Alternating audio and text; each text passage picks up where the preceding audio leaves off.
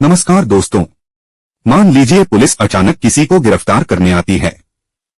Police बस इतना कहती है, आप पर आरोप है, चलिए हमारे साथ। क्या यह गिरफ्तारी कानूनी है? क्या पुलिस के लिए सिर्फ मुंह से बोल देना काफी है? सुप्रीम कोर्ट ने हाल ही में एक ऐसा ऐतिहासिक फैसला सुनाया है जो हर नागरिक, हर मुवक्किल और खासकर हमारे नए एडवोकेट्स के लिए जानना बेहद जरूरी है। पहले बात करते हैं बेहद छोटे में इस केस के बैकग्राउंड की। मुंबई के वर्ली इलाके में एक तेज रफ्तार BMW कार ने एक स्कूटर को टक्कर मार दी, जिसमें एक महिला की दुखद मौत हो गई। आरोपी मिहिर राजेश शाह को पुलिस ने गिरफ्तार किया, लेकिन आरोपी ने बॉम्बे हाई कोर्ट और फिर सुप्रीम कोर्ट में इस गिरफ्तारी को चुनौती दी। क्यों?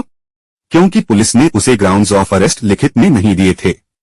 हाई कोर्ट ने तो कहा कि आरोपी को अपराध की गंभीरता पता थी, इसलिए गिरफ्तारी सही है, लेकिन सुप्रीम कोर्ट ने इस पर कानून की एक नई लकीर खींच दी। सुप्रीम कोर्ट के चीफ जस्टिस BR गवई और जस्टिस ऑगस्टीन जॉर्ज मसीह की बेंच ने साफ कर दिया कि ग्राउंड्स ऑफ अरेस्ट को सिर्फ मौखिक रूप से पढ़ देना काफी नहीं है।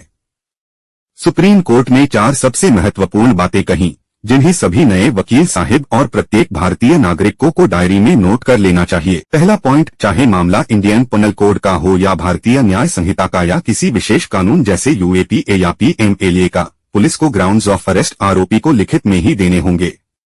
कोई अपवाद नहीं चलेगा। सेकंड पॉइंट, सुप्रीम कोर्ट ने कहा कि कारण सिर्फ लिखित में नहीं, बल्कि उस भाषा में होने चाहिए जिसे आरोपी समझता हो।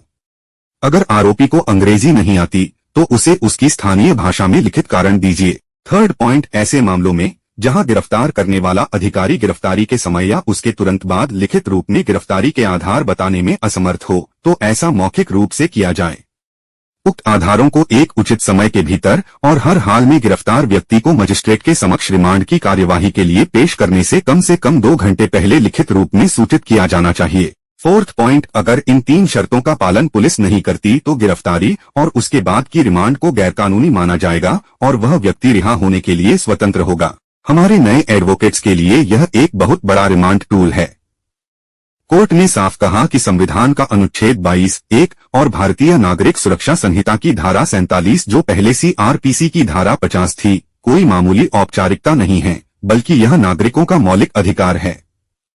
जब तक आरोपी को लिखित में ग्राउंड्स ऑफ अरेस्ट नहीं मिलेंगे, वह अपने वकील से सही सलाह कैसे लेगा, रिमांड का विरोध कैसे करेगा और जमानत कैसे मांगेगा? अगर पुलिस इस नियम का पालन नहीं करती, तो गिरफ्तारी को गैरकानूनी कहा जाएगा। तो कानूनन सबक सीधा है, चाहे आप एक मुवक्किल हो या नए वकील, अपने अधिकारों को जानिए। पुलिस की जुबानी बात नहीं, लिखित आधार मांगिए। यह ऐतिहासिक निर्णय मिहिर राजेश शाह बनाम महाराष्ट्र राज्य सर्वोच्च न्यायालय द्वारा 6 नवंबर 2025 को सुनाया गया। यह मामला भारतीय कानूनी इतिहास में व्यक्तिगत स्वतंत्रता और पुलिस द्वारा गिरफ्तारी की प्रक्रिया को लेकर एक मील का पत्थर माना जा रहा है। दोस्तों, अगर आपको यह कानूनी जानकारी पसंद आई हो, तो इस वीडियो को अपने दोस्तों और साथी वकीलों के साथ जरूर शेयर करें। कानून की ऐसी ही कड़क अपडेट्स के लिए चैनल को सब्सक्राइब करना न भूलें। मिलते हैं आपसे अगले वीडियो में, तब तक के लिए जय हिंद, जय भारत।